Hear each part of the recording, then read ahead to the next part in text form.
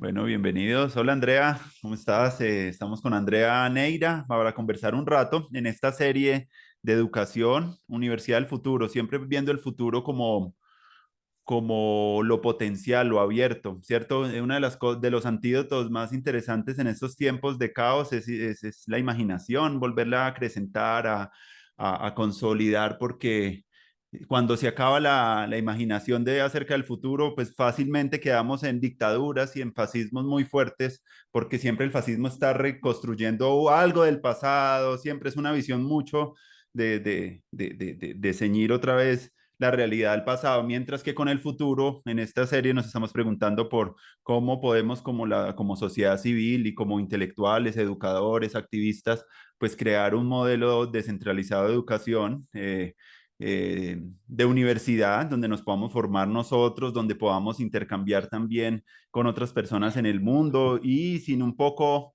la matriz así como tan rígida de la institucionalidad universitaria, sino como un espacio nuevo, entonces nos lo estamos inventando, entonces para dar un poquito pasos a ese aspecto, pues estamos invitando a conversar iniciativas, personas que puedan darnos un poquito como de pistas a la hora de construir ese escenario. Y bueno, y porque también sabemos después de pandemia que el poder, y después de haber leído el texto de Cherry Torkle alrededor de las conversaciones en la era digital, a mí me impactó mucho el texto porque como que nombraba un poco como una situación de crisis de la conversación por un peaje muy alto que estamos pagando por el uso de las plataformas digitales y entonces al verse socavada la conversación, pues se crea como un ambiente muy propicio también para el declive de las libertades, de la democracia y bueno, y todo esto que se ha contado en los últimos tiempos alrededor de la posverdad, la desinformación. Entonces, viéndolo así,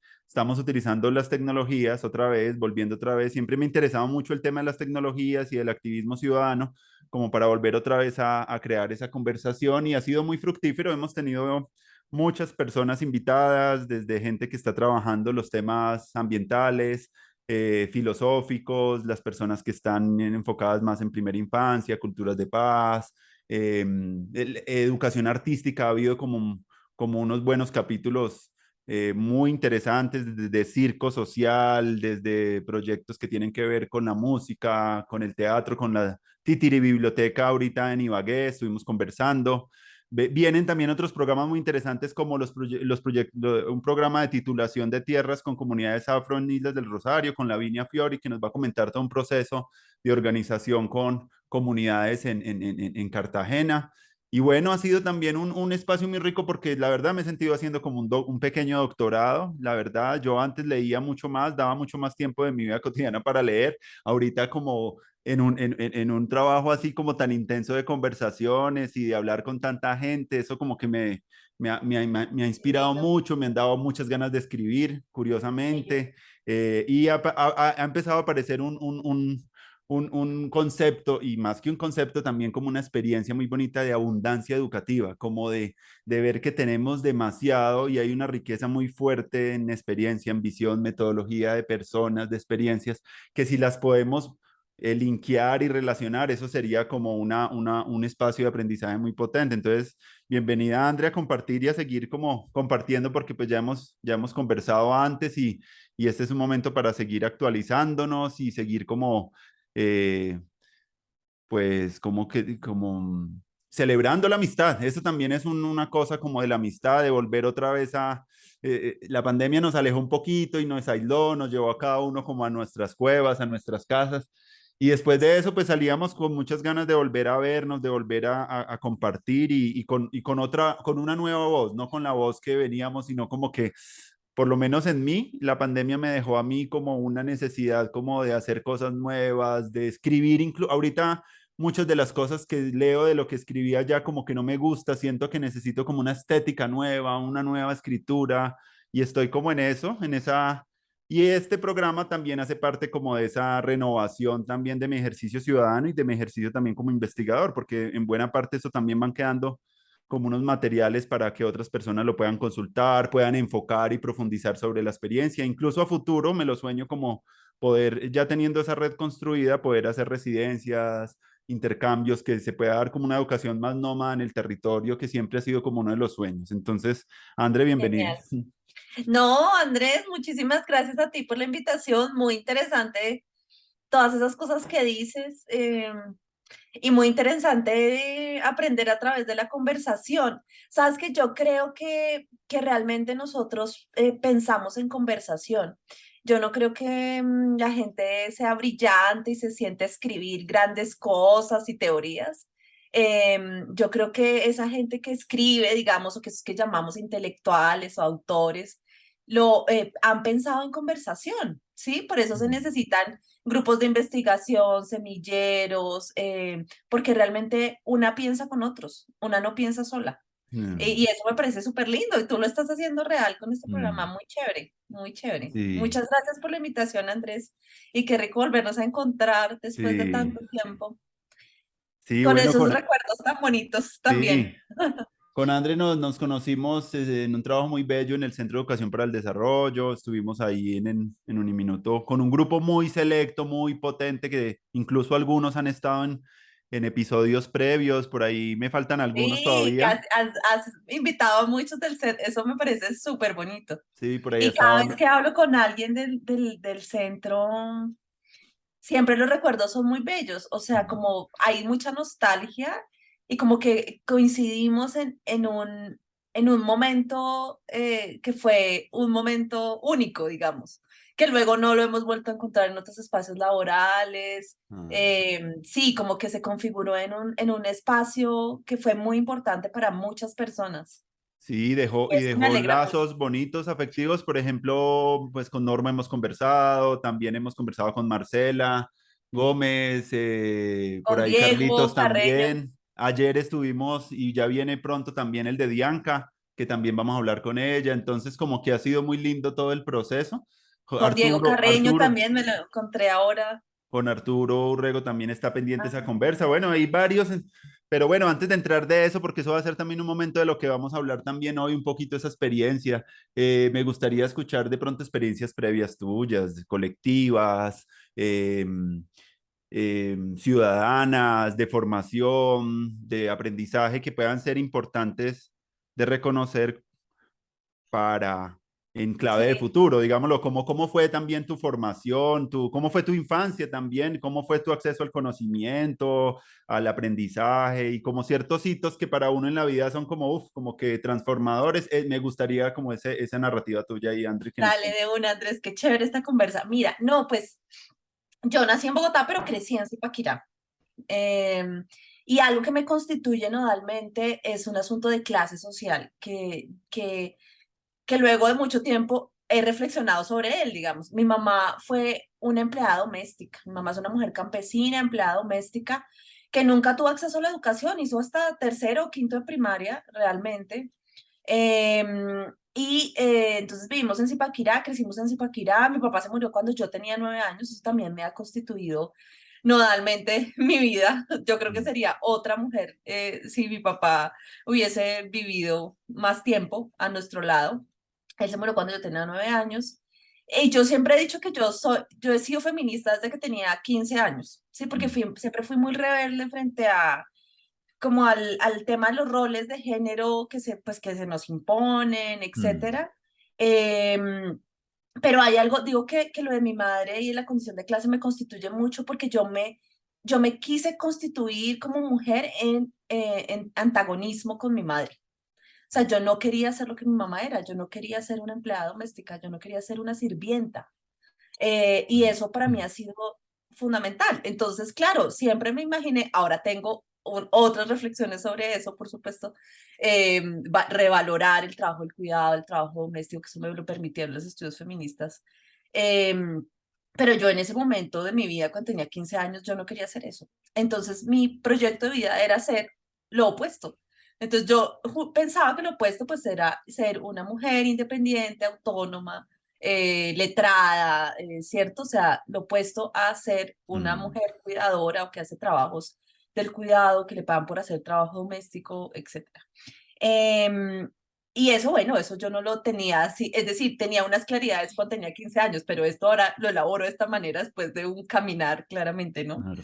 Em, Y bueno, no, yo desde muy chiquita empecé a hacer, a mí ahora me dicen, ay, es que usted es toda académica, y tampoco lo soy, pero yo desde muy chiquita, desde los 14 15 años, mi trabajo para, yo hice yo estudié en la antigua normal, pero yo no me formé como normalista, Mm, sino que justo me tocó ese tránsito donde ya se estaba acabando la normal y era un bachillerato empresarial.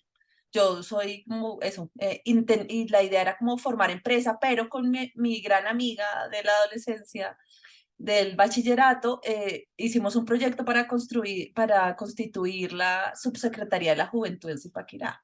mm, Entonces, ese fue nuestro proyecto. Todo el mundo hacía empresas de, no sé, de chocolates, de papas, y nosotras no, hicimos la subsecretaría de la Juventud de Zipaquirá.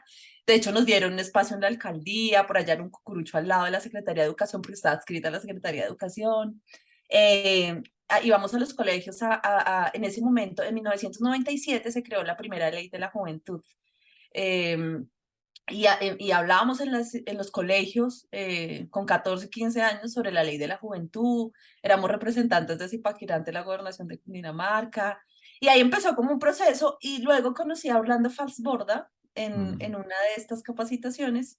Yo no tenía ni idea quién era, pues yo como, este señor, ¿quién es? Pero todo, nos llevaron a ese espacio desde la gobernación, y él lo escuché hablar. Yo ya no recuerdo qué, pero a mí me impactó mucho lo que le escuché decir, y luego yo no sabía quién estaba hablando. Y después yo le pregunté a alguien como, ¿quién es ese señor? Entonces me como que no sabes quién es. Yo tenía 15 años. No, pues es Orlando Falsborda. Es un sociólogo, me contaron un poquito la historia. Y yo dije, a mí me gusta la sociología.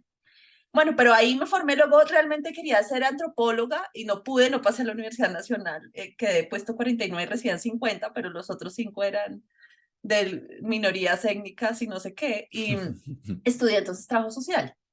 Y bueno, no, también estuve en grupos religiosos, bueno, también participando como en estos grupos juveniles.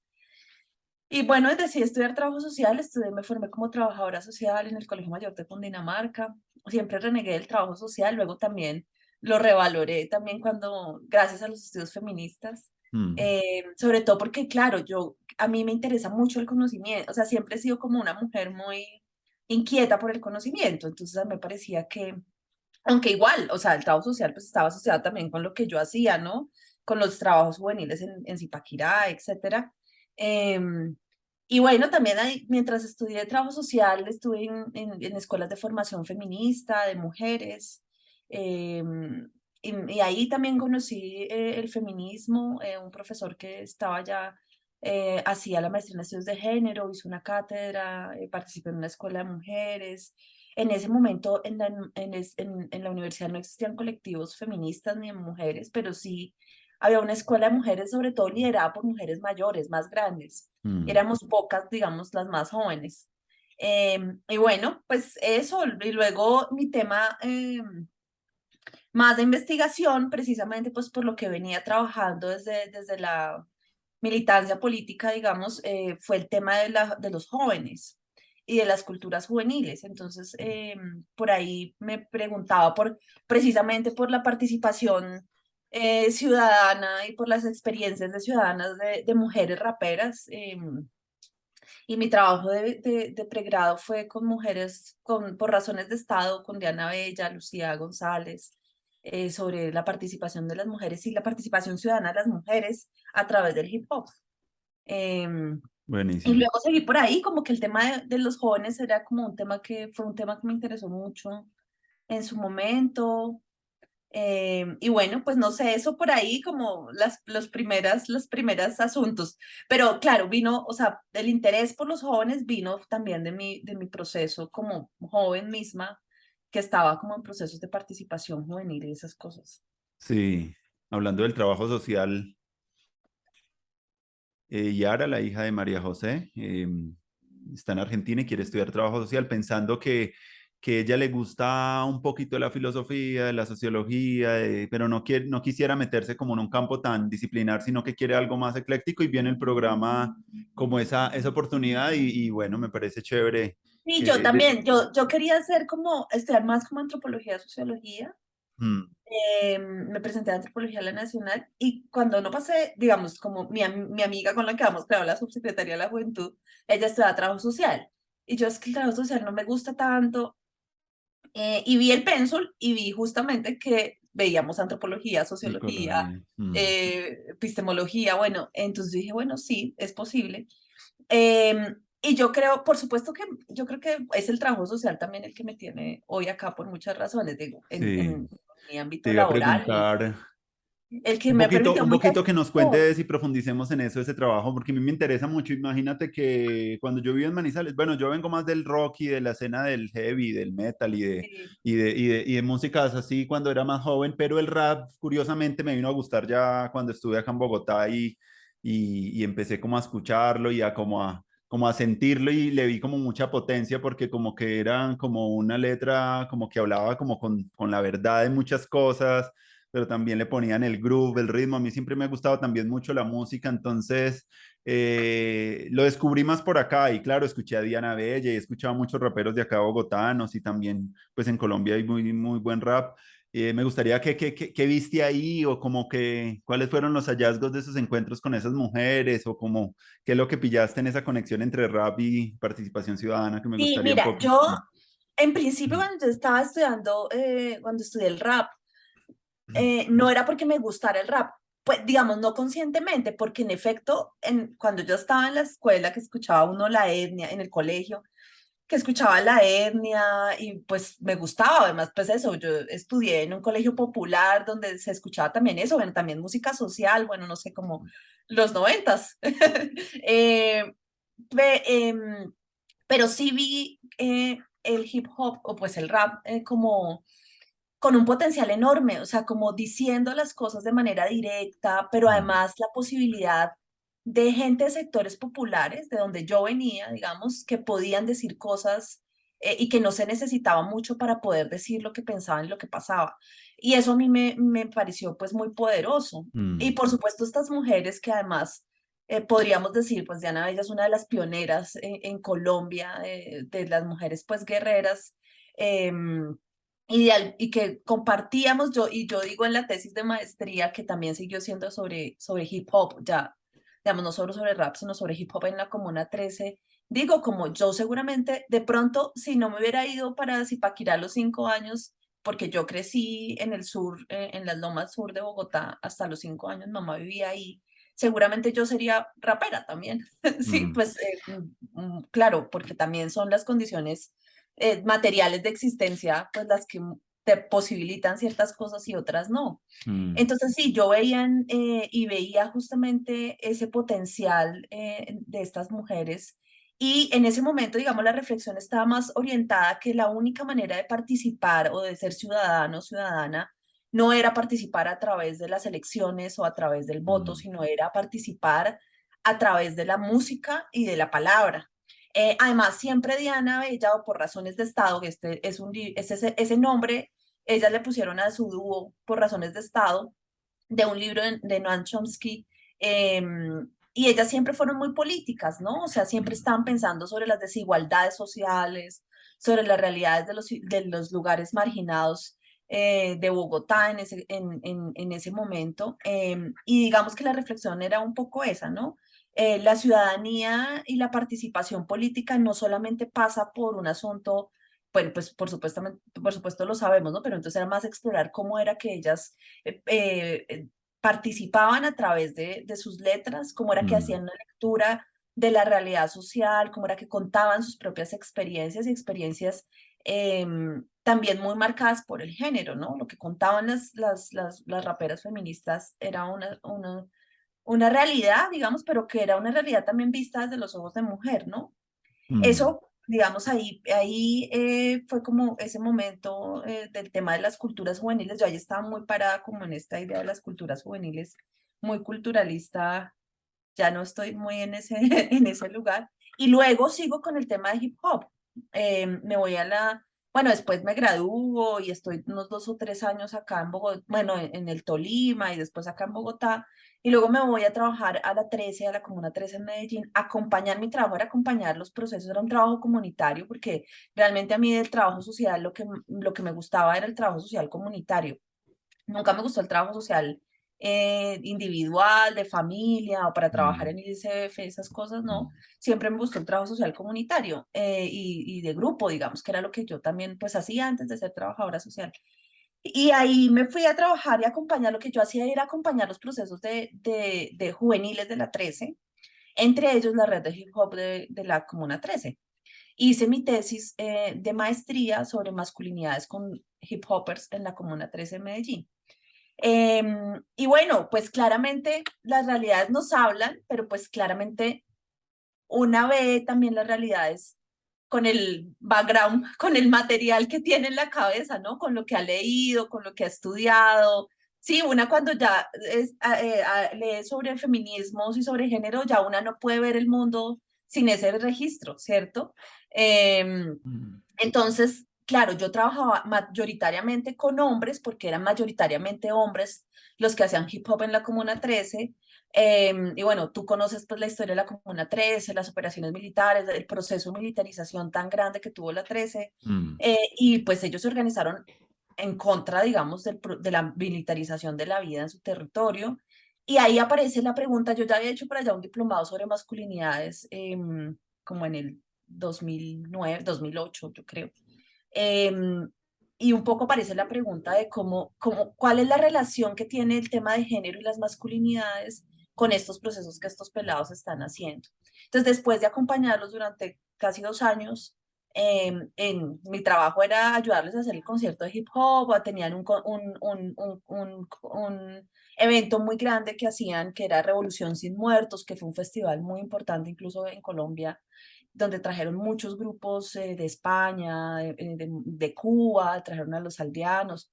Y mi trabajo era acompañarles, ayudarles a ellos en ese proceso, el proceso organizativo. Era una red que agrupaba varios grupos de hip hop, habían algunos grupos de mujeres grafiteras, de break y raperas. Y también apoyar los procesos, ayudarles a pasar sus proyectos, por ejemplo, para que los financiara el ICBF con este programa de clubes juveniles. Ujú. Entonces, ese era mi trabajo en la 13, como apoyar los procesos organizativos juveniles porque estaba en el área de organización juvenil. Y ahí pues también aparece eso y bueno, pues ahí también hago mi tesis de maestría un poco, pues ya de manera un poco más compleja, lo que había hecho por supuesto en, en el pregrado, pero también muchas preguntas ahí, muchas también contradicciones, pues porque yo también siento que, y a mí me costó mucho porque yo, pues además son mis amigos, yo cuando voy a la 13 voy y me quedo en la casa de ellos, sí, o sea, pues porque los acompañé por mucho tiempo, fue un trabajo muy lindo. Yo digo que la comuna es mi segunda casa, o sea, a mí me dio muy duro venirme a Medellín. Cuando llegué fue acá a trabajar al set y fue un Mm. cambio radical, pues porque mi trabajo era un trabajo comunitario, además yo trabajaba los sábados, los domingos en los procesos sociales, estaba en el barrio, sí, camellábamos en el barrio, acompañamos los procesos de los pelados, de algunos colectivos de mujeres también, pero yo me concentraba mucho más con el trabajo con jóvenes y ese cambio luego fue súper difícil, llegar a la universidad, así como fue un Claro. cambio muy difícil y yo me vine. Digamos, yo les abandoné pues precisamente porque me presenté a la maestría en estudios de género con esa pregunta que había emergido del propio proceso que yo había tenido con ellas y con ellos. Em, André, hablemos un poquito de eso, de las masculinidades, para profundizar un poco más ahí antes de pasar a otros temas, porque me parece un tema relevante y creo que es una pregunta que, que nos hacemos nosotros, incluso como hombres, también. Lo que tú decías de que tú no querías ser como tu mamá, nosotros también, nuestros arquetipos masculinos que tuvimos en nuestras familias, también la generación que nace en los 80, ¿cierto? Pues también ante como en una ruptura también de muchas formas de ser que no acoplaban un poco con una estructura de sentimiento que iba surgiendo en nosotros. Muy curiosamente, esa estructura de sentimiento nos hacía un poco resolver esas situaciones con nuestros amigos. Yo en Manizales tuve muchos espacios colectivos que curiosamente acá en Bogotá me di cuenta que tenían un poquito ese redescubrimiento de esa nueva masculinidad, pero no me di cuenta cuando estaba ahí metido, me di cuenta ya cuando veo un poco Después, la característica de mis amigos, quiénes eran, qué hacían, qué se preguntaban, un poquito tenían como no eran de la masculinidad, digamos, lo tradicional de los 70 ni de los 60, sino que era como una resignificación y fue muy bello encontrar ahí como una cosa muy bonita y era la posibilidad de escucharnos entre nosotros, de hacer proyectos, de empezar a tener un sentido de pertenencia eh, bonito también que necesita uno como joven tener, ¿cierto? Así yo veo también los chicos del hip hop, ¿cierto? Se les vuelve como un talismán también todo eso de pertenecer, de sentirse como en grupo, es algo Sí. maravilloso, que si uno está, una de las características de la alienación también es eso, y de la opresión, es estar aislado de los demás, desconectarse, y parte del trauma también es como cuando tú rompes el vínculo y la relación. Entonces, me parece muy bonito que paralelamente no eran círculos de hombres, no los llamábamos así porque no lo hacíamos con esa conciencia, pero sí eran grupos donde muy pasados también por la fiesta, por los espacios públicos, ¿cierto? No había mucho internet, pero la sensibilidad y el pensamiento que afloraba y la poética era una nueva poética que yo descubrí con amigos, por ahí creamos una revista en la Nacional que se llamó Magma, y eran como proyectos también, entró mucho, había mucho, estaba empezando la conciencia del performance y empezó como mucha gente en Manizales, como una manera de participar ciudadanamente, como a través de Estudiaste esta. artes, ¿no?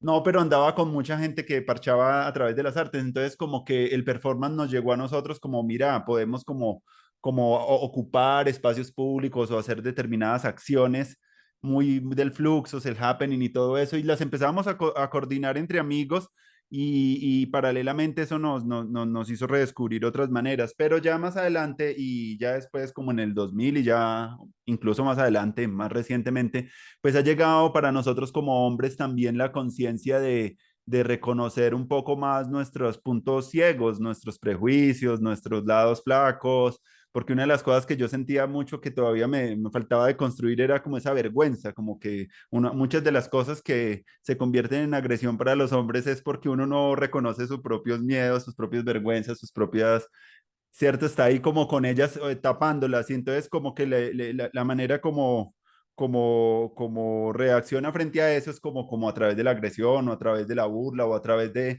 una idea de superioridad contra los demás. Entonces como que cuando yo noté como que habían unas cosas ahí en mí también que no las había trabajado porque pues no había tenido acceso a esa parte, porque es una parte también que uno no le gusta como reconocer. Ahí fue Mm. que entré como en un trabajo mucho más fuerte también y de darme cuenta de esa oportunidad también que teníamos para seguir. Es un proceso porque parece que nunca termina, de seguir como resignificando un poco eso de qué significa ser hombre Mm. y una reflexión que yo a veces no encuentro. Bueno, sí, por eso me gustaría preguntarte a ti y también referentes y como profundizar en eso porque pues estamos aprendiendo y como todo lo que nos puedas contar ahí sería maravilloso. Sí, bueno, muchas cosas, a ver cómo me ordeno. Lo primero es decir que yo creo que en todos los momentos históricos han existido hombres que no han cumplido con los estereotipos que se les ha impuesto. Mm, Igual que con las mujeres. O sea, yo lo que pasa es que a veces, a mí me parece muy problemático pensar muy problemático pensar que la feminidad es buena y que la masculinidad es mala. Y yo creo que a veces caemos como en esas ideas, ¿no? Em, yo creo, por supuesto, que las mujeres, porque hemos estado en un lugar de subordinación en muchos sentidos, y por supuesto que eso no es igual para todas las mujeres, pero digamos que si nos concentramos solamente en la experiencia, digamos, de género por el hecho de ser mujer, pero eso es mucho más complejo, o sea, es decir, las mujeres negras no tienen la misma experiencia que las mujeres blancas, bueno, etcétera. mm, Eso es otra discusión, pero yo creo que por el hecho de haber vivido en espacios sentirnos subordinadas, sentir que no teníamos acceso a ciertos derechos, pues nos ha permitido y creo que esto le ha pasado a todos los colectivos que han estado en un lugar de subordinación social históricamente, nos ha permitido repensarnos, ¿cierto? Pues porque nos toca directamente. Entonces, cuando pues a los ricos o a los hombres como que están más cómodos, ¿cierto? Como que no están en un lugar de subordinación o no se les ha puesto en un lugar de subordinación, pues la pregunta creo que se demora en llegar. Entonces yo creo que nosotras pues llevamos siglos, mm. décadas pensándonos justamente pues muchísimas cosas y eso tampoco ha sido un trabajo pues fácil, ¿no? Es decir, las mujeres y no todas las mujeres tampoco. ¿cierto? Hemos pensado, hemos cuestionado em, esas ideas de feminidad también que nos han impuesto, etcétera, etcétera. También hemos resignificado otras que Mm, han sido desvaloradas, bueno, en fin. Y yo creo que en los últimos tiempos, por supuesto, los hombres, y gracias también al trabajo de las mujeres, y eso tenemos pues que decirlo y reconocerlo, también han empezado a entender que son sujetos de género. Em, es decir, que están ingenerados y que el género también los produce como sujetos y eso pues es importante. Pero eso no es tan fácil, incluso yo siento, como tú me decías antes de iniciar, siempre que hablamos de género pensamos que género es igual a mujeres y ahora un poquito pensamos que género es un poco diversidades sexuales, ¿cierto? Es decir, población mm, LGBTIQ+. Pero realmente todas y todos estamos producidos por el género. Y digamos que a mí sí me parece que es muy importante pensar las masculinidades. Ahora, ¿qué pasa con el tema de las masculinidades? Las masculinidades son prácticas, pero también son representaciones. Es decir, ahí se nos presentan ideales de lo masculino o de lo femenino que los sujetos sociales, las personas, buscamos, a los que buscamos dar respuesta, pero realmente nunca llegamos a hacer o a cumplir tales requisitos, digamos, ¿sí? Como a los hombres se les dice que ser hombre es mm, tal y tal cosa, ¿sí?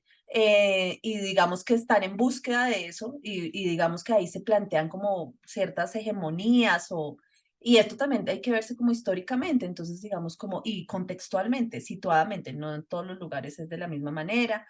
Y eso también es otra cosa que hay que problematizar, Andrés, hacer grandes generalizaciones. No podemos hablar de los hombres o mm, de la masculinidad, sí, como una gran generalización, como las mujeres nos han enseñado. O sea, precisamente los primeros feminismos hablaban de las mujeres como si todas fuéramos iguales, y luego otros feminismos llegaron a decirles, no, o sea, ustedes están hablando de una experiencia muy particular, que es una mm, experiencia que no se puede generalizar a todas. Y eso, pues justamente nos sirve para pensar también la experiencia de los hombres. mm, Entonces, claro, hay unas ideas, unos ideales, unas representaciones que se nos imponen socialmente a través de los medios de comunicación, a través de la política y tal, pero si uno va a ver en la práctica, muy pocos hombres pueden lograr, digamos, cumplir, digamos, con ese estereotipo, igual para las mujeres.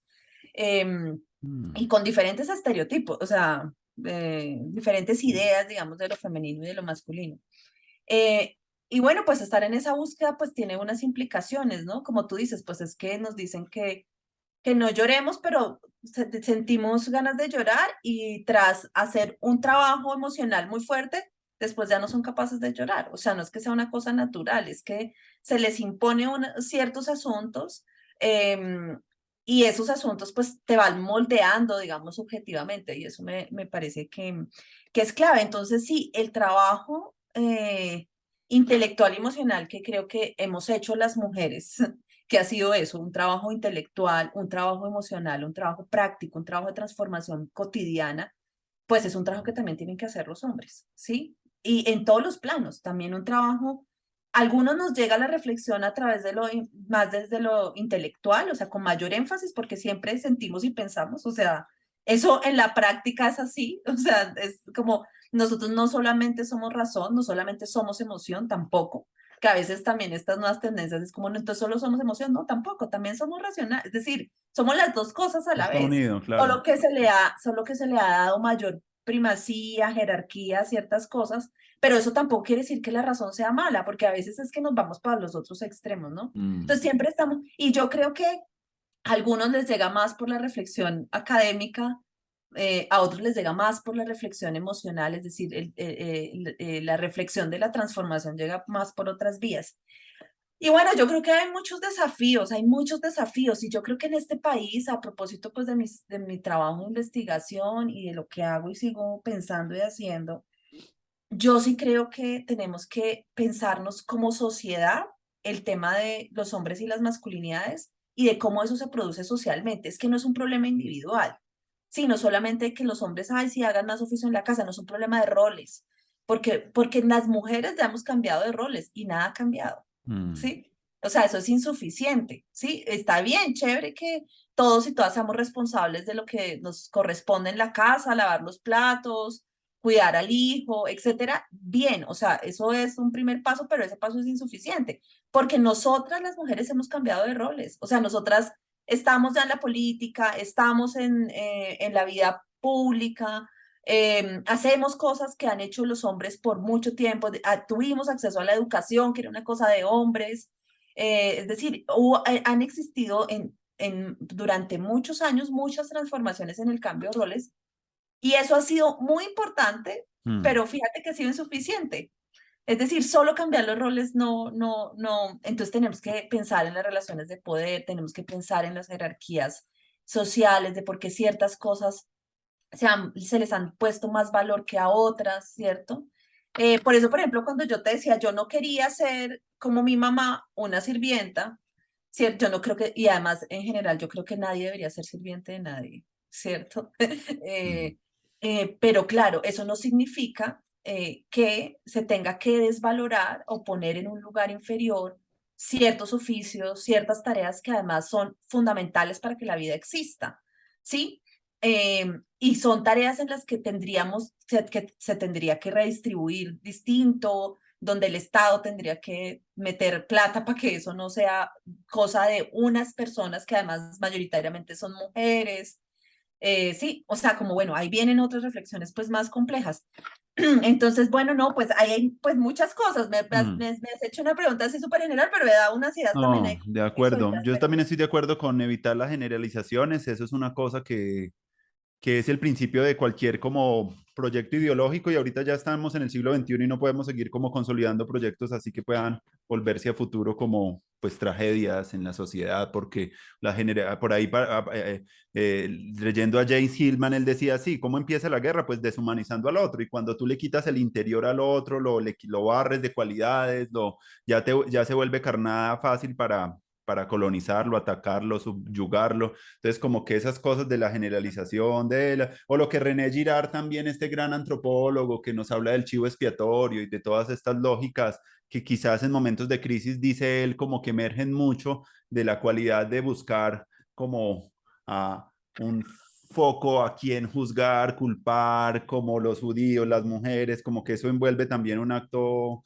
brutal, eso está ligado mucho con el sacrificio, con la tragedia, y que eso arranca como con pequeños simbolismos, dice él, con pequeñas cositas que luego se proyectan, como ha pasado con las negritudes, como ha pasado con muchos pueblos, como que se los envuelve todos en un mismo paquete, y eso parte ujú. de la deconstrucción del pensamiento y la decolonización también tiene que ver con esos pequeños detalles, ir pensando como más finamente las cosas y como con mayor Y sentido más como de con mayor contexto y de complejidad, además. situacionismo y de vinculación también de lo que uno también es, porque a mí me ha llegado también mucho después a futuro esa reflexión del ser hombre mucho en la relación de pareja. No creas, la relación de Yo pareja creo que es el esas campo de son batalla donde uno como hombre se da cuenta. Quiere decir, si yo no estuviera en pareja, yo no vería un mundo de las cosas de mi oscuridad, absolutamente. Yo Mm, estoy convencida, por ejemplo, yo creo que deberíamos hacer una investigación sobre eso, pero yo estoy convencida que los hombres que tienen parejas, mujeres feministas que han reflexionado sobre estos temas, em, es decir, se transforman sustancialmente. Y lo digo por mi propia experiencia. Yo soy una mujer cis, heterosexual, es decir, tengo mis parejas, todas han sido hombres. Y por eso también me ha interesado estudiar las masculinidades. Es decir, como que no es una cosa que sea exterior a mí, es que yo, y tengo amigos hombres, grandes amigos hombres que quiero mucho, ¿sí? Como y yo creo que los sectarismos y el separatismo, y esto yo lo aprendí de las feministas negras, mm, el separatismo no nos conduce a ningún lado. Es decir, yo creo que podemos tener espacios de reflexión femenina, pues de mujeres y espacios de reflexión de hombres para conversar, es decir, pero yo creo que esas posturas separatistas no nos sirven, ¿no? Y sí, pero yo sí creo que ahí hay que hay una gran transformación. De hecho, creo que Bell Hooks en un libro que tiene, una conversación que tiene con Stuart Hall, que es muy bonito, em, menciona algo parecido y yo siempre lo he pensado, que en efecto los hombres que pasan por relaciones con mujeres que les hacen preguntas, que logran, digamos, hacerse preguntas también. Las mujeres feministas han insistido mucho que nosotras no tenemos el trabajo de educar a los hombres, ¿cierto? La obligación de educar a los hombres. Yo creo que no, no, en efecto comparto eso. Sin embargo, creo que los hemos interpelado muchísimo. Es decir, el feminismo ha interpelado a los hombres y ha interpelado a la sociedad en general. Tanto que la derecha se asusta mucho con todas las transformaciones que los feminismos han generado en el mundo, ¿no? Mm. Eh, y por supuesto que, que les interpelamos un montón. Y yo creo que tenemos que seguir interpelándolos y que los hombres sí tienen que ser los aliados de romper con estas relaciones de poder que son, pues, que jerarquizan de la manera en la que jerarquizan, etcétera. Ahora, eso no es tan fácil, ¿no? Eso no es tan fácil porque se siguen reproduciendo un montón de cosas, pero tampoco ha sido fácil para las mujeres. O sea, Mm. tampoco es un asunto esencial, ¿ves? Y ese es mi punto de discusión. Porque ser mujer no garantiza que seamos feministas, o sea, ser feminista es una posición política. Tener vagina no garantiza que tú estés a favor de los derechos de las mujeres. Incluso puede ocurrir exactamente lo contrario. Y pues ser hombre tampoco garantiza pues que todos tengan que estar en contra de las mujeres. Es decir, yo creo que si lo vemos como una posición política, pues es fundamental, ¿no? Sí, cuando yo trabajé 10 años como profe en la pedagógica, trabajé en un grupo de muchas mujeres y siempre estuve estudiantes mujeres. Una vez en los 10 años tuve dos o tres hombres.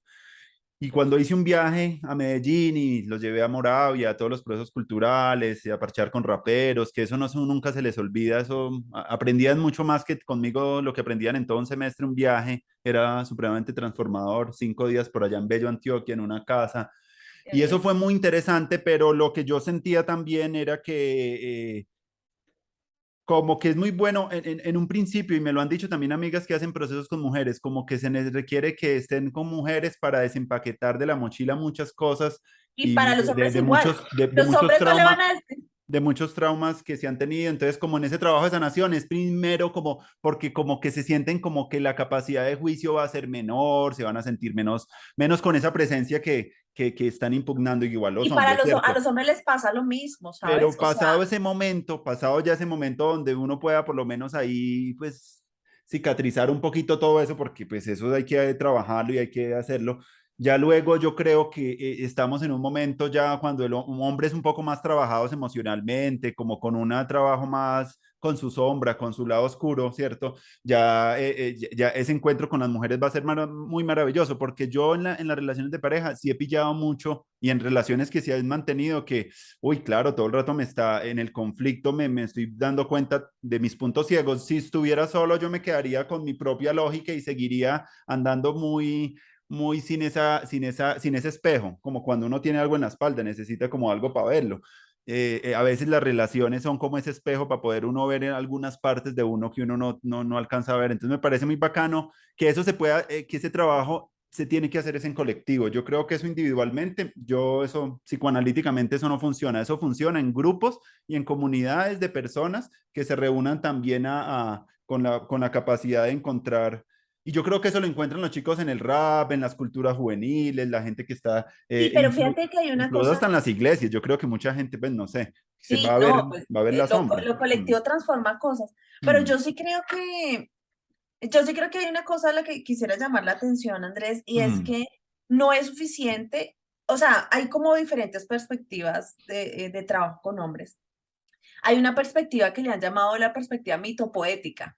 Y mm, varios colectivos de hombres en América Latina y en el mundo, pues, pero en América Latina y en Colombia, aunque no reconocen que están en esa perspectiva, yo creo que están en esa perspectiva, que está más relacionada con un proceso, lo que tú dices, un proceso de sanación interior, de que el patriarcado también nos afecta a los hombres.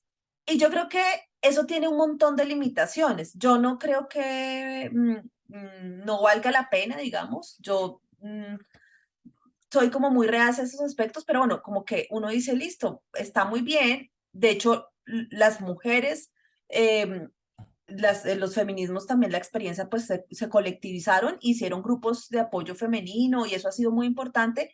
Y yo creo que también los hombres lo necesitarán y solo con mm. los manes, pues porque los manes tampoco pues no se van a abrir de la misma manera si hay una mujer, bueno, exactamente lo mismo, pero yo creo que hay que trascender eso. Lo que te decía es que se Mm, quedan como en asuntos muy individuales o muy superficiales que pueden ser profundos en un sentido, digamos, individual, pero que no están pensando algo que es muy importante, que son las relaciones de poder. mm, Y es que los hombres pueden cambiar y reconciliarse con su lado femenino, digamos que son como estas perspectivas, pero realmente no están pensando el nodo del problema y es que son las relaciones de poder y las jerarquías sociales.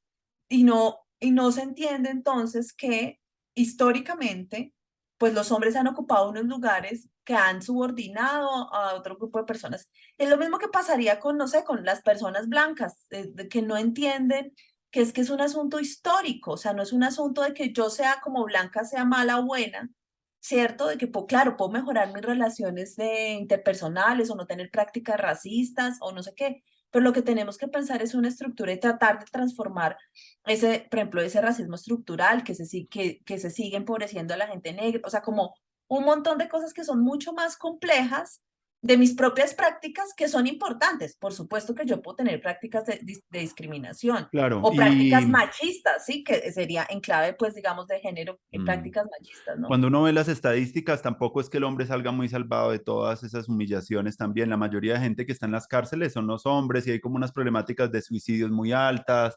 Entonces, Total. como que, como tener en cuenta eso, claro, en una dimensión más sistémica, sería importante también, obvio, claro, es importante ver que también esa Pero reflexión además en no son la... los hombres blancos los que están en la cárcel, No, son Andrés. los hombres Son los hombres negros, la mayoría, y empobrecidos, negros, latinos, cuando están en otro lado, totalmente. precisamente. Y yo creo que yo estoy convencida, yo también he trabajado algo sobre economías feministas. Y la economía feminista o las feministas que han pensado lo económico que ha sido desde siempre, pero digamos que em, no están pensando, casi siempre que uno dice o le pone el apellido de feminista a algo, todo el mundo piensa, ah, las mujeres.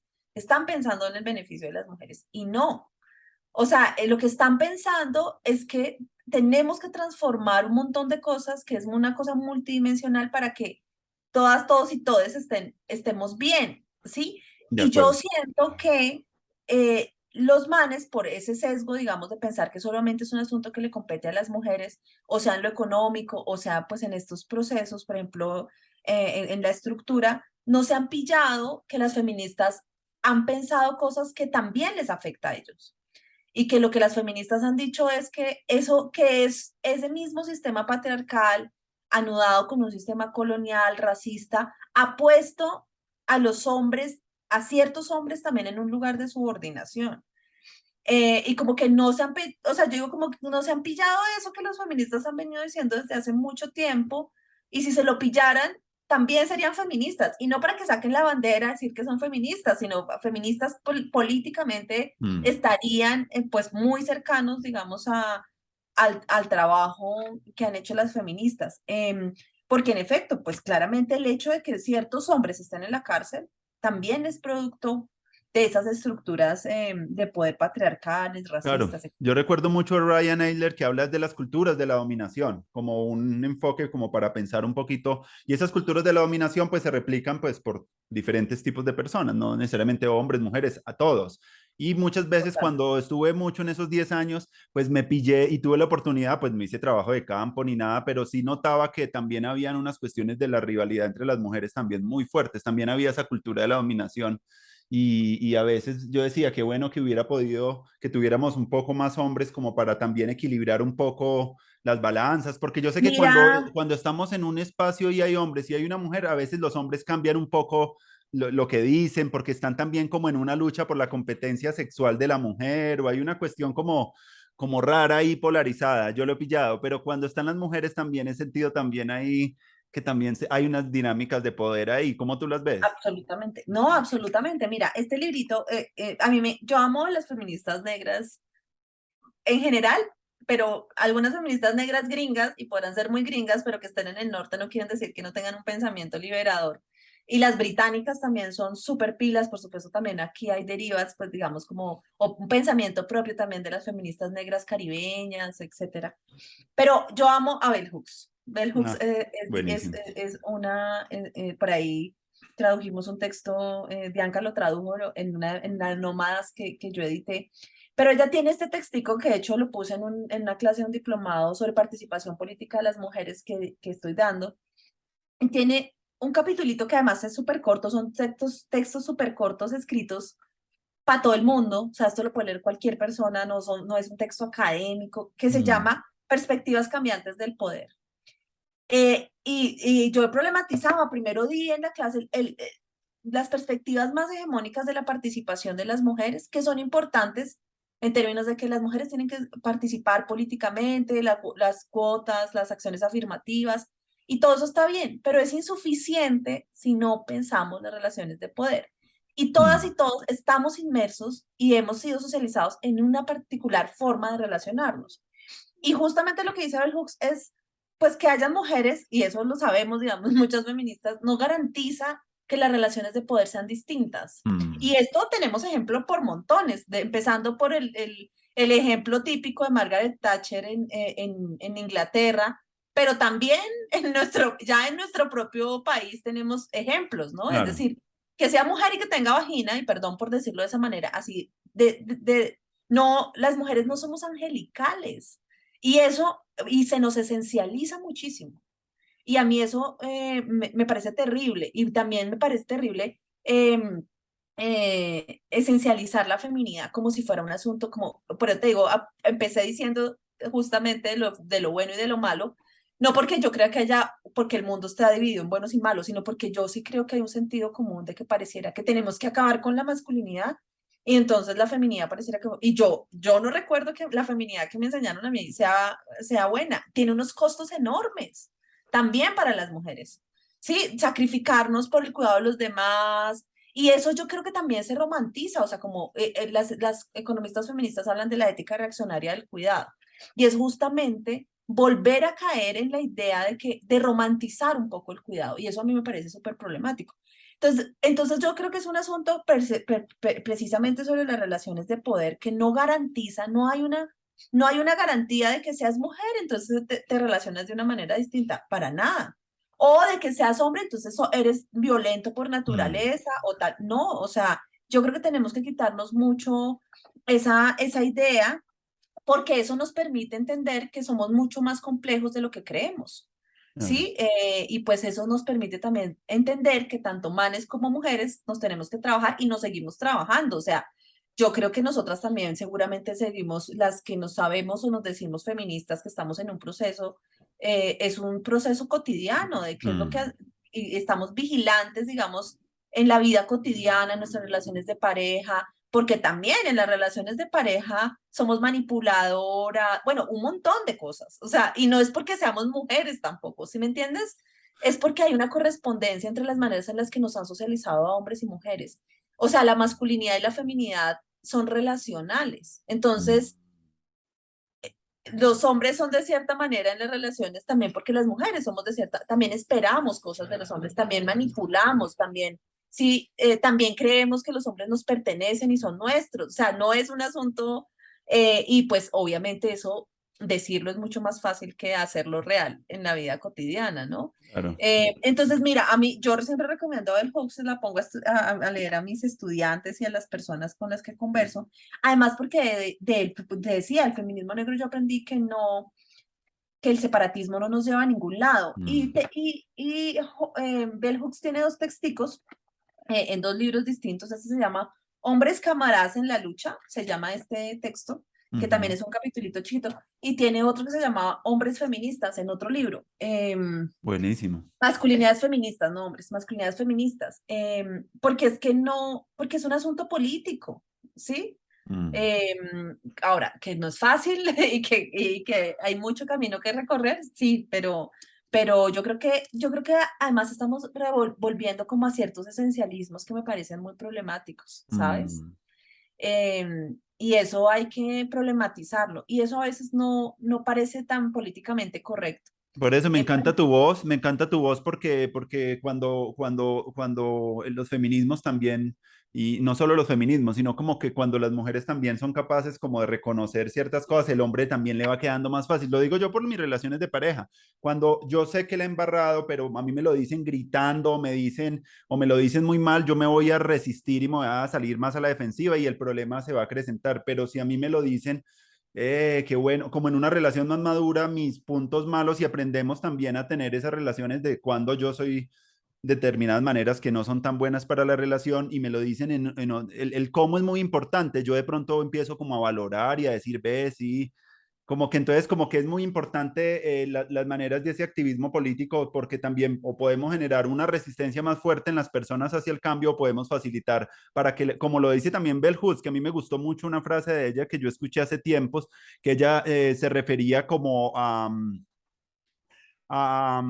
cómo ella se hacía una pregunta, ¿cómo podemos responsabilizar a las personas por las malas acciones y al mismo tiempo permanecer en contacto con su humanidad lo suficiente como para creer en su capacidad de de transformarse? Esa transformarse. cita yo la saqué porque a mí me encanta, yo también he sentido una conexión muy fuerte con los feminismos negros, Audre Lorde, Bell Hooks, porque entiendo, veo como mujeres que además de sentir esa opresión también lo ven el racismo, ven todas esas opresiones como unidas y las pueden, y también saben muy bien encarnadamente cómo es vivir así, entonces como que es un relato como que mucho más profundo y también más yo creo que tiene un poquito más esa compasión hacia las personas y no esa cosa del antagonismo de género que uno siente en otros feminismos que sí son como más de ruptura. Pero ellos sintiendo como que el racismo también tiene unas raíces muy similares a los sexismos, a los especismos, y es esa idea de superioridad, ¿cierto? Esas ontologías Sí, sustanciales. sabes, yo Mm, creo que hay un problema con estos feminismos, digamos, que se posicionan de esta manera, y es que yo me formé como feminista, es decir, me formé como maestra en estudios de género y feminista, ¿cierto? Yo creo que hay una tendencia a hacer un reduccionismo de género, era la palabra que estaba buscando, mm, a pensar que el mundo solo lo constituye el género. Y entonces que solo solamente hombres y mujeres luchando en relaciones de poder. mm, Y eso no es así. Y eso justamente nos los enseñan ciertos feminismos, no los feminismos blancos, sino los feminismos negros, los feminismos postcoloniales, nos dicen, no, el género es insuficiente para pensar el mundo. Es necesario, absolutamente necesario. O sea, yo como feminista que me formé como, en estudios de género, pues no, para mí es fundamental el género y yo te dije hace un rato, yo no puedo ver el mundo, ya no puedo ver el mundo sin ver el género, pero no veo solo género. Y eso me parece que es... Entonces, a veces decimos todo es culpa del patriarcado o todo es culpa de las masculinidades. Eh, o solamente somos solo las mujeres las que tenemos que luchar y el mundo no todo se explica por eso. O sea, y mm, yo creo que hay una tendencia a hacer un reduccionismo de género y no a ver la complejidad del mundo. Entonces, claro, mm, las feministas negras nos dijeron que el racismo y la clase social era muy importante. mm, Ya no lo habían dicho las feministas marxistas, las feministas socialistas, que la clase social era importante, ¿cierto? O sea, ya habían unas intersecciones ahí o mm, unas articulaciones ahí entre la clase y el género. Las feministas poscoloniales y las feministas decoloniales nos dicen también hay otro sistema de opresión que es fundamental y es el colonialismo, ¿cierto? mm, Y hay quienes hablan también del colonialismo interno que nosotros mismos tenemos como sociedades que hemos sido colonizadas en algún momento. Hay otras tendencias que nos dicen, y no solamente el colonialismo, y no solamente el capitalismo, el imperialismo, sino también el capacitismo, por ejemplo, ¿sí? mm, Es decir, el mundo es mucho más complejo y no podemos tener, porque ese fue el gran problema del marxismo, digamos, o de esta lucha. Mire, pero también hay que entender que ciertas feministas, históricamente, cómo se produce el conocimiento y cómo se producen los movimientos sociales. Es decir, yo creo que también hay una cosa muy importante ahí, porque cuando las feministas dijeron que el género era importante como categoría social, y estoy hablando de las feministas académicas, era porque todo lo que se pensaba era alrededor de la clase social, ¿cierto? Mm, Sí, la clase. Ahora, yo creo que la clase social se ha dejado de lado y a mí me parece que eso también es problemático. Es decir, la clase social importa e importa mucho. Y yo lo vivo todo el tiempo. Yo te dije, por eso me constituyo como, por eso yo dije empezando esto que para mí la clase social era un asunto nodal en mi formación o me constituye como mujer, ¿sí? Pero yo no soy una mujer a secas, ¿sí? Soy una mujer que viene de una clase social particular, claro que seguramente he estado en ascenso social o qué sé yo, ahora pues obviamente yo no soy una empleada doméstica como lo fue mi mamá, pero ahí hay mm, una historia y eso tiene unos costos. Y esta idea del privilegio de que tú sabes, me imagino que has hecho esta actividad en talleres que uno la utiliza, de decirle a la gente que se ponga en una fila y de decirle que de un paso adelante si tiene un privilegio y uno nombra ujú, ciertos privilegios y después de eso empiezas una carrera. Y la gente que empezó, que no tenía esos privilegios, se quedó más atrás y la gente que empezó la carrera a la mitad de la meta, pues va a llegar más rápido, menos cansada. En cambio, los que están atrás y en mi caso ha sido así un poco, digamos, por la condición de clase. Y eso hay que entenderlo también, digamos. Entonces, no solamente es género. mm. Hay mujeres que han estado en unas condiciones de clase distintas, bueno, en fin, A entonces mí me sí, gusta no, mucho el análisis de Hansi Freitnant para hablar de las desigualdades, que él habla de como pone como un hexágono y pone varias, desde la fisiológica, porque si tú tienes una discapacidad o algo, exacto. ¿cierto? Tienes también las ambientales, porque si no tienes un agua potable bien o estás en un lugar donde hay muchos químicos, eso vas a tener un poco, pero también tienes desigualdades alrededor de tus capitales sociales o como si tus amigos, sí, si tú no eres bien recibido con tu gente, pues tú te vas a sentir más aislado de la comunidad y te va a costar más ser reconocido y valorado por otros, pero también hay otras que él pone alrededor del acceso a la información, no todos tienen el igual acceso a la información, entonces Ajá. como que sí, ese acceso, eso cambia mucho y eso lo sabemos porque pues la alfabetización logró muchos cambios de los que estamos ahora degustando. Sin esos procesos previos que se hicieron hace unos años de alfabetización y de todo esto, no tuviéramos incluso todas estas cosas del derecho al aborto o una conciencia más política frente al mundo. Entonces me parece que el man ve como varias cosas y él llama la atención que a la hora de observar y de trabajar por mejores relaciones entre nosotros, pues tener en cuenta cómo interactúan en el hexágono ya cada una de esas flechas teóricamente pues se relacionan y me parece genial como trabajar más sistémicamente los problemas y no verlos como tan esencialistamente y es parte de las ciencias sociales, de las epistemologías actuales, como que tener esa visión más sistémica de las cosas, ver cómo interactúan estas cosas con las otras y lo que Sí, tú más llamas articuladas. más Pero articulados, fíjate no tan que así como tan esencial, sí, pero fíjate mm, que eso es difícil llevarlo a la práctica. O sea, porque fíjate, yo creo que los cambios van a venir seguramente más de los movimientos sociales, no van a venir del Estado, no van a venir de la academia, mm, pero yo también creo que la academia produce el mundo y lo ha producido, de hecho, es decir, la academia ha validado un montón de porquerías que se han hecho en muchos sentidos. Y también ha dicho cosas para transformar el mundo. Pero a veces yo siento que justo incluso en los movimientos sociales, en los colectivos, a veces se pierde, no en todos, por supuesto, pero a veces se pierde de vista esa complejidad del mundo. Por mm, eso yo siento que el diálogo entre la academia y los movimientos sociales es fundamental. No son dos cosas separadas, yo creo que se mm, coproducen también. Y es fundamental, entonces, porque a veces también decimos, a propósito de eso, como que romantizamos, y, ay, sí, la lucha, los movimientos sociales, hay un montón de organizaciones sociales que esencializan la raza, que esencializan a la mm, gente negra, que esencializan a las mujeres. Bueno, o sea, es bien complejo, pero, mm, pero bueno, creo que ahí estamos, pero sí, el mundo yo creo que es más complejo de lo que a veces pensamos que, o sea, y lo digo también no es que mm. no es que yo crea que yo ya entendí la complejidad del mundo, No, ni mucho menos, sino porque justamente es un desafío, ¿no? A propósito de lo que tú haces, Andrés, de estas conversaciones, pues es necesario un montón de conversaciones para que entendamos muchos escenarios y la complejidad de esos escenarios, ¿no? claro. Eh, que ignoramos, etcétera.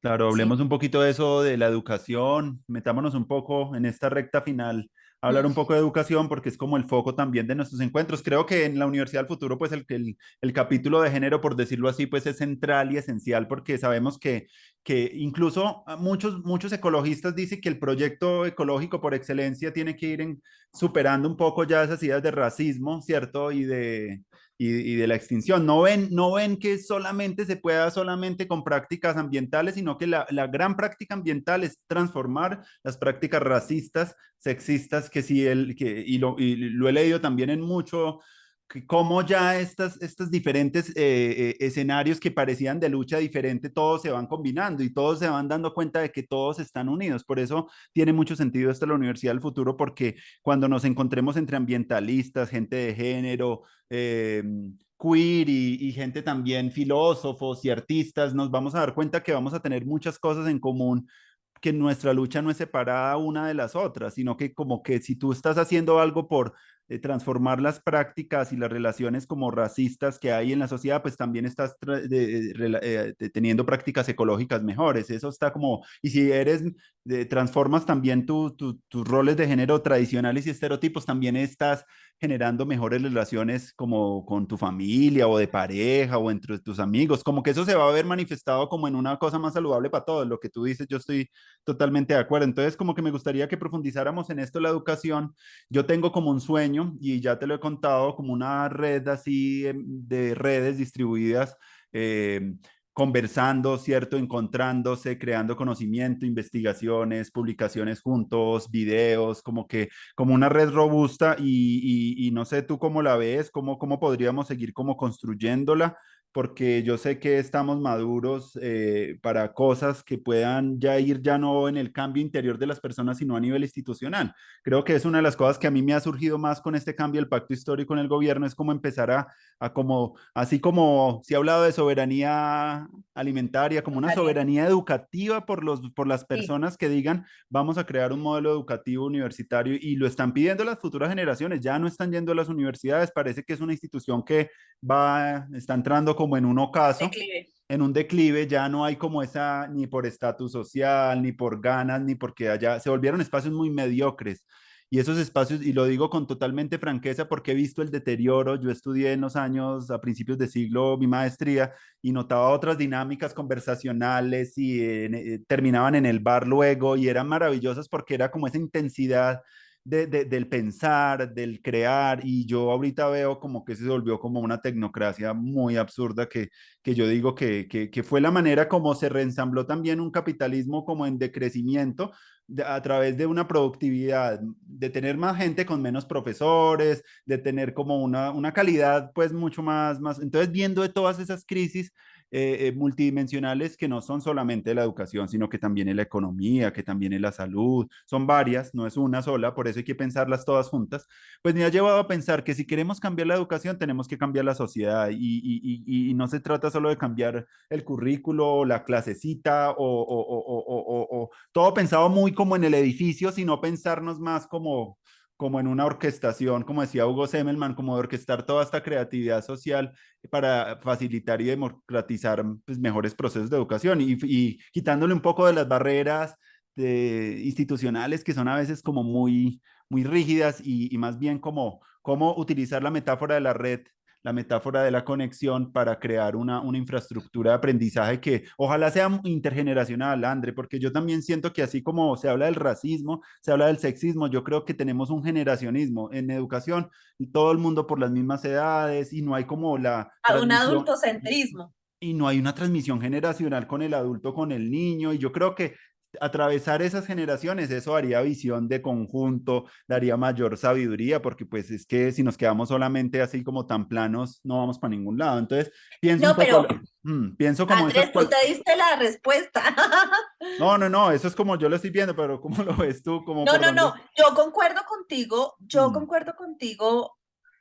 Bueno, antes quiero decir algo. Yo creo que a mí me gusta mucho ser profesora. Yo creo que es mm, una de las cosas que más disfruto, porque me impresiona mucho cómo las y los estudiantes se sorprenden, ven nuevas perspectivas críticas de leer el mundo, interrumpen sus certezas, por ejemplo, los incomodamos. O sea, yo creo que el salón de clase pues como metáfora es un lugar muy importante para interrumpir las certezas y para transformarnos, porque además luego de ahí salen a hacer trabajos en otro lado, y si no están ahí pensando cosas distintas, pues van a seguir reproduciendo la misma vaina que hacemos, ¿no? Y yo por eso creo que la educación es un lugar muy, muy importante de transformación. Mm, Yo siempre cuento, por ejemplo, que en la 13 uno de los procesos más bonitos que hasta hoy creo que conozco, de los procesos sociales que conozco, que no es asistencialista, no sé qué, era el preuniversitario, los pelados que habían pasado de la Comuna 13 a la Universidad de Antioquia mm, y volvían, pues vivían, seguían viendo en la comuna, pero iban los sábados a dar clases de un preuniversitario para que más pelados de la 13 pudieran pasar a la Universidad de Antioquia. Entonces, bueno, a mí me parece que ahí hay un gran potencial de transformación.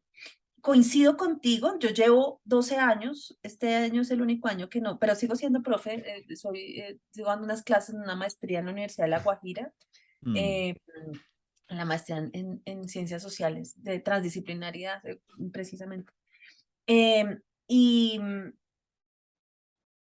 y yo duré 12 años en la universidad porque yo creo además que pues, la universidad, todos los escenarios son escenarios de lucha política, digamos. Yo creo que la universidad en academia también es un escenario de lucha política. Pero yo coincido contigo que la universidad hoy parece no ser un lugar para pensar. mm. Ya la universidad no es un lugar para pensar, se la comió la burocracia, Ah, se la comieron los indicadores y los supuestos estándares de calidad, el capitalismo, como lo dices, el capitalismo cognitivo que lo han trabajado mucho. Hay una serie de videos de unos compañeros chilenos muy interesantes sobre el tema, ese tema, y ni que hablar pues de los papers y esas cosas. mm, Eh, entonces es una burocracia, es un lugar que ya no se permite pensar, digamos, y a mí eso me duele mucho, o sea, porque yo siento que, porque por ejemplo, mira lo que hicimos en el set, o sea, también como la posibilidad de tener un grupo de personas que pensaran, que pudieran mm, tener sus ideas, de las que las llevaran, con todas las limitaciones que también teníamos, ¿no? Pues porque mm, tampoco era el mundo ideal. Entonces a mí me parece que tu idea es una gran idea y yo creo que sí, o sea, yo no tengo la fórmula, pero sí, pero tú has dado muchas pistas y creo que ya lo has pensado más que tus invitados e mm, invitadas. Em, pero creo que tiene que ser una red de pensamiento. O sea, yo lo mm, que creo es que la universidad mata el pensamiento. Y en tus palabras tú dirías mata la creatividad. Sí, yo mm, no trabajo tanto el tema de la creatividad, pero yo creo que la universidad mata el pensamiento. Ya no hay lugar para pensar, uno se tiene que acomodar a unos estándares, incluso para hacer investigación, incluso los propios formatos de un sílabus pendejo para dar la clase. El mm, profesor ya está ahí solamente para llenar formatos y nada más. mm, Entonces, yo sí creo que esa universidad que tú dices, la universidad del futuro, tiene que ser una universidad para conversar y para pensar, ¿sí? Y sin tanta, y valorar más los procesos y menos los productos. mhm, Yo peleaba mucho con eso en el set, cuando estábamos en los procesos de investigación en la dirección, e incluso desde que fui la coordinadora de investigaciones, siempre querían ver productos, los libros, y obviamente eso es muy importante, pero yo mm, les decía, es que hay cosas más importantes que los libros, o sea, los procesos son muy importantes. Y en este momento el mundo solo se mueve por productos. Incluso en los productos incluso en los indicadores de aprendizaje, ¿no? O sea, también se vuelve producto, ¿no? Cuando el estudiante, o sea, hay que redactar ahora el indicador, ¿no? De tal manera, además, se tiene que redactar el indicador de aprendizaje, el objetivo de aprendizaje, el no sé qué. Entonces, a veces, y cuando perdemos de vista el proceso, que yo creo que el proceso mismo aparecen un montón de aprendizajes que uno ni siquiera se esperaba. ¿M? mm. Entonces, sí, no, yo realmente no sé, pero yo pienso, o sea, yo dónde desearía trabajar. Sí, sí, Exacto, bueno, es esa como sería la pregunta. la pregunta, ¿no? Pues Esa un es, sí. lugar donde podamos discutir, donde, claro, a ciertas personas nos interesan ciertos temas que Mm, están asociados, pero también, digamos, obviamente, pues eso de la hiperespecialización también es un asunto, pero un lugar donde podamos discutir y pensar colectivamente mm, ciertas cosas. sin dejar de ser, sin ser antiacademicista, porque a mí eso me parece muy peligroso. Es decir, tenemos que seguir leyendo, Andrés. Es muy Claro, importante. Y la gente pero fíjate que ahora lo que producimos es los papers y esas cosas, parece que es gente que no tiene tiempo para pensar. Y total. empezamos esta conversación diciendo que pensamos en conversación con otros. Es decir, para que existan productos de calidad, si queremos verlo de esa manera, o para que existan libros o textos de calidad, pues tenemos que conversar y pensar colectivamente. Uy, eso que Y dices es súper ojalá importante. como coproducir conocimiento de algún modo, ¿sí? Como que no es que el autor sea el autor solo, porque además como con este tema de la competitividad y no sé qué, sino que pensemos colectivamente. Esto viene también lo comparto mucho con mi pareja, esto de pensar en conversación. Y él, incluso él me decía en alguna oportunidad, esto no es mío, es de él, ¿por qué no, en vez de pensar que uno produce conocimiento, es pensar que ponemos conversaciones sobre la mesa? O sea, ni siquiera ser tan arrogantes de decir que producimos conocimiento, sino que ponemos conversaciones, y poner conversaciones son temas que nos importan, ¿sí? Ujú. Entonces, por ejemplo, si yo pienso o sea, una conversación que yo pongo es el tema de las masculinidades para pensar, por ejemplo, la transformación realmente el conflicto armado en este país. Yo creo que para eso tenemos que pensar las masculinidades, tenemos que pensar en instituciones que producen unas masculinidades particulares que son la carne la carne de cañón y la base para que exista guerra, ¿no? Entonces es una conversación, es poner una conversación porque es Mm, un tema que nos importa, es un tema mm, que no es un asunto académico por publicar un texto o por tener punticos para estar en conciencias o mm. no sé qué, sino es porque son conversaciones de temas que nos importan. Entonces por eso me parece que esto que tú haces es muy interesante. Entonces eso es lo que deberíamos hacer, Y se lo escuché también tener a Loris conversaciones. Malaguzzi, mi André, que él decía con los proyectos de primera infancia, ya que también eso surgió del movimiento de la sociedad civil, de ciudadanos y crearon estas escuelas. Él decía eso, mantener la pregunta caliente, me parecía tan bonito, me parece como es lo que hace La un pregunta maestro. caliente. Sí, como mantener la pregunta caliente, es como hacer que eso genere como un estado así ondulatorio donde las personas puedan como surfear todas esas cosas en comunidad, porque es que yo creo que sí es muy interesante romper un poquito con esas ideas del doctorado de que yo me alejo para entender, sino que yo creo que el sentido de comunidad, y tú lo pones, es el que nos va a permitir pues aprender a mejorar, a conversar, a pensar por sí mismos, Pero incluso también a hay que ver escribir. y Mira escribir, lo que tú claro, dices, sí, escribir. también hay que escribir, porque fíjate que tú has citado a más gente que yo, eh, pero es gente que ha escrito y que nos permite pensar. O sea, no, por Claro. eso digo como, a mí yo estoy en contra de los antiacademicismos, estoy en Mm, contra de la gente que dice que, claro, la universidad, podemos estar en contra de la universidad como está pensada hoy, que no permite pensar, mm, ¿cierto?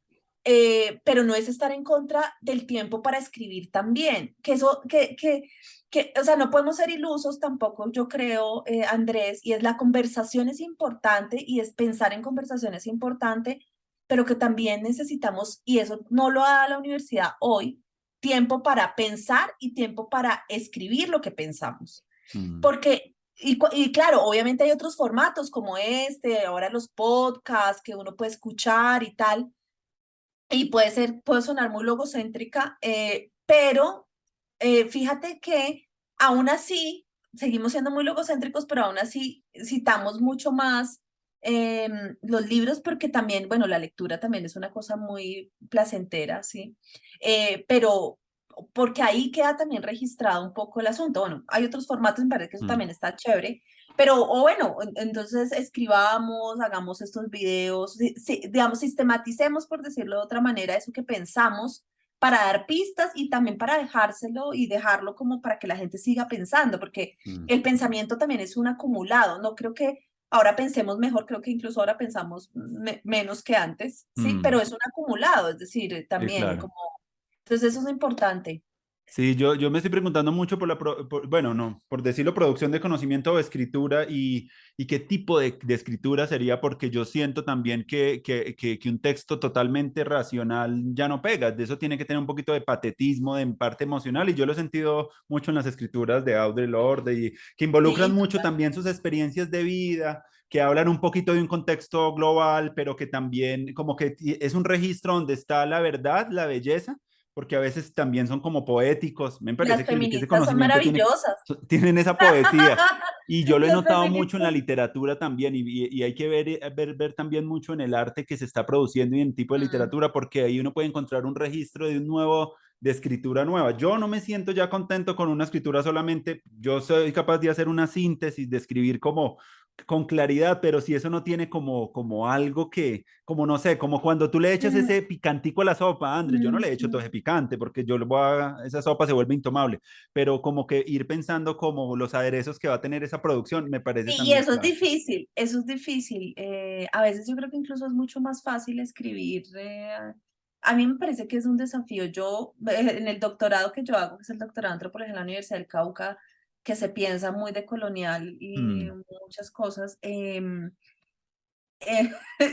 estos días, nuestro director del doctorado, que es el que tenemos el seminario de proyectos, mm, nos dice, nos han quitado además la posibilidad de escritura, bueno, un montón de cosas ahí, nos han quitado como es la idea de la objetividad y bueno, esas cosas que ya sabemos.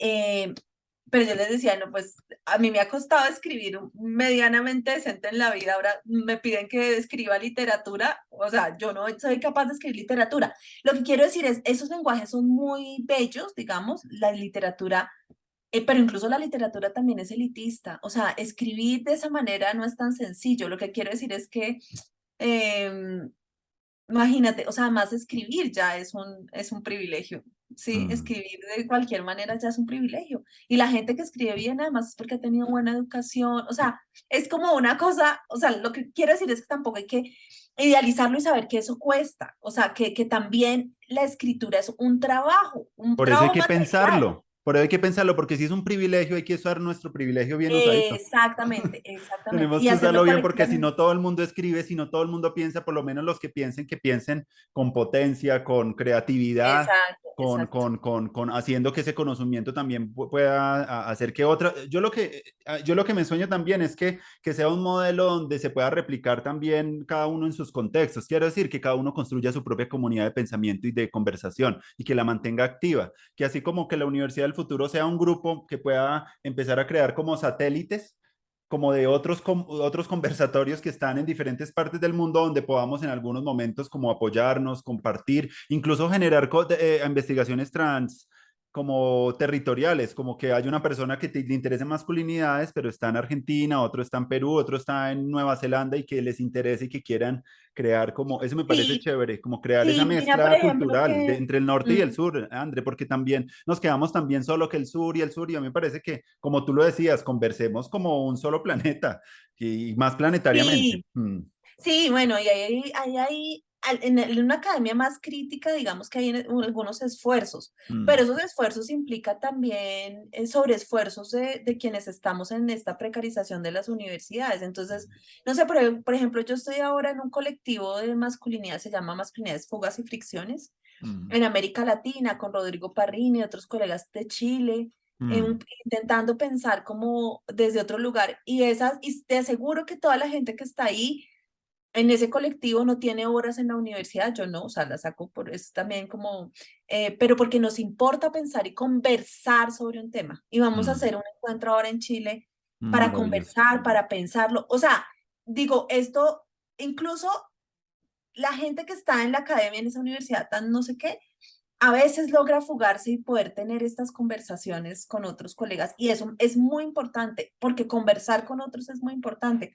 Y Mm, si tú te das cuenta, la gente que más producción tiene, la gente que más dice cosas y que es más citada en la academia, incluso, no son los que escriben papers para tener citas, sino es la gente que está en conversaciones con otros. claro. ¿Qué lo ¿Sí? fue lo Y es la bonito gente. qué es lo que hizo bonito el CED, el Centro de Educación para el Desarrollo? Que no solamente era el producto, sino que eran muchas conversaciones de varios niveles que lograron mantenernos, que todavía ahorita nos queramos mucho y nos queramos ver y queramos seguir como compartiendo. Si hubiéramos solamente hecho como una cosa muy formal, no, quiere decir, valoramos otras cosas y creamos otras métricas, así como el Producto Interno Bruto ya no es la métrica para sostener un poco la riqueza de las naciones, y lo han dicho mucho, tendríamos que en la Universidad del Futuro tener otras métricas que realmente valoren esos principios de la amistad, Pero de fíjate la... que yo quiero decir algo ahí, no quiero irme de esta conversación sin decir algo del Dale. SED, porque, bueno, yo tuve el privilegio de dirigir el SED durante 3 años, Mm, Andrés, y parte de lo que hizo eso que tú acabas de nombrar fue también buscar a las personas adecuadas para ciertos proyectos. Es decir, porque yo tenía claro que tenía que conformar un equipo que no solamente pensara eso como un trabajo, como un asunto donde ganaban plata. Por supuesto era un trabajo y habían algunas personas ahí que lo veían solo como un trabajo, pero era gente que tenía otras apuestas, que le interesaba pensar otras cosas, que eran apasionados por lo que hacían. Y para mí, y bueno, y las personas, o sea, te puedo nombrar así, a quién puse en este proyecto, porque esa persona sabía sobre esto, a quién puse en este otro proyecto, las investigaciones, cómo pensamos las investigaciones. Y yo creo que hubo dificultades, pero eso también de pensar ese proyecto político, digamos, del SET pasó por ahí, por pensar el equipo, por pensar quién debería estar en qué lugar, ¿sí? Y eso fue muy, muy importante. Para mí, digamos, eso lo puedo decir yo porque y otras dos personas que estaban ahí conmigo en el equipo de dirección, que decidíamos quiénes, cómo, mm, quién podía estar ahí, quién estaba, además, ideológicamente también cercano a lo que queríamos hacer, ¿no? Sí, eso mm, no se puede hacer con cualquier equipo, quiero decir, es decir, como por eso yo creo que también resulta que somos tan especiales y que hoy todavía nos seguimos queriendo y que nos encontramos y mm. que nos alegramos mucho. Yo el otro día me encontré con Diego porque estamos participando de una iniciativa de un observatorio de militarismo. Con Diego Carreño estuvimos tomando cerveza pola y hablamos mucho del SED y lo potente que fue, o sea, Ah. como... Y bueno, no, es muy bonito. Y a mí me alegra mucho haber podido, con ese equipo tan maravilloso, que hayamos podido hacer ese espacio de conversación tan bonito. Sí, bueno, para ir cerrando entonces, no, yo me siento muy contento de la conversa en varios temas y esto es una conversa que va a seguir mucho tiempo más. Te agradezco mucho por todo eso que hiciste porque es el momento también, no quería irme sin decirte pues que chévere lo que lograste y proporcionaste y facilitaste esos encuentros entre gente sobre todo como apasionada, con un pensamiento como muy activo, muy enérgico. Yo por ahí me sigo conversando con varios y es una alegría poder seguir compartiendo estos espacios y seguir pues en este también yo estoy como haciendo algo parecido a lo tuyo, mirando a ver cómo empezar a llamar, cómo es la curaduría ahí para esa universidad, porque se requiere de tener un equipo para, eso no lo puedo hacer yo solo, se requiere hacerlo con, es una co-creación entre mucha gente, incluso mucha gente que piensa que su idea es la máxima, no, tiene que, para entrar a este grupo es gente que ya se sabe que lo que sabe en 100 años eso ya no va a ser cierto, que se desapegue un poco de su ideología porque que sea un poco como más libertad de pensamiento y que seamos más hospitalarios en reconocer el pensamiento del otro y como cómo construir, es la idea como política que yo estoy como necesitando pensar. Y por eso estoy llamando, ya vamos, este programa, si no me equivoco, es como el 77 de 77 conversaciones, no con todos los 77 pues vamos a hacerla, pero vamos a hacer próximamente un encuentro acá en Bogotá, espero para octubre, noviembre, para mirar a ver cómo poder empezarle a darle un poquito más de fuerza para el año Genial, me entrante. invitas. Y para los que están en otras partes, en Río de Janeiro, en Bolivia, que también hemos conversado, pues ya será virtual y te invitaremos, claro, para mirar a ver cómo activar esas aulas sobre estos temas y donde podamos empezar ya a invitar a otras personas a conversar, a hablar, que es lo primero, para generar confianza y para generar una cooperación en más escala. Yo lo he leído como por los historiadores, hablan un poco como que se necesita también del mito. No solo necesitamos de verdades, sino también de algo que una a las personas. ¿Cuál es el mito de la Universidad del Futuro? La narrativa, la mitología, cuál es la mitopoética de esta construcción. Es muy importante porque si solo hablamos desde la verdad y no tenemos mito, entonces mira que tengo como una estructura que he venido trabajando que es como logos, patos y mitos, que la escuché a un pensador, un filósofo por allá europeo, me pareció muy chévere de esas tres estructuras, el logos como la verdad proposicional, como más alrededor como de la objetividad, como el mitos como lo que puede hacer que un colectivo como que encuentre un sentido, como una membrana, una estructura de pertenencia, una visualización un poco Y de su es un sentido de condición. pertenencia. ¿Ah? Eso para mí, como trabajadora social, me ha servido mucho siempre, desde Mm. todos los trabajos que he hecho, que he liderado, de hecho mucho también en la dirección del centro, pensar en la cohesión de grupo, eso es muy importante. Es que si un grupo y si las personas no se sienten parte de, No perdiste. funciona nada. Entonces, eso, y como que facilitar esa construcción grupal. Y la otra, como el patos es como la creatividad, como la emoción, la parte artística. Yo también siento que es importante. Obviamente no todos van a explorar esa expresión, pero todos en últimas, llevar la creatividad y descentrarla solamente del mundo de las artes y llevarla desde cómo tú preparas Y un ya hablaste plato, con barres Carolina tu... Mejía, ¿cierto? ¿Ah?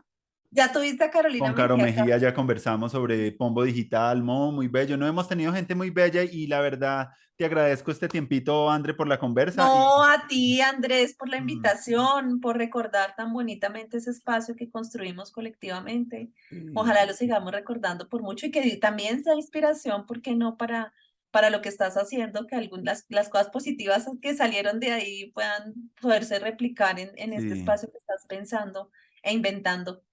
Y muchas gracias de verdad. Y bueno, pues no sé, para lo que sirva, con todo gusto estaré ahí.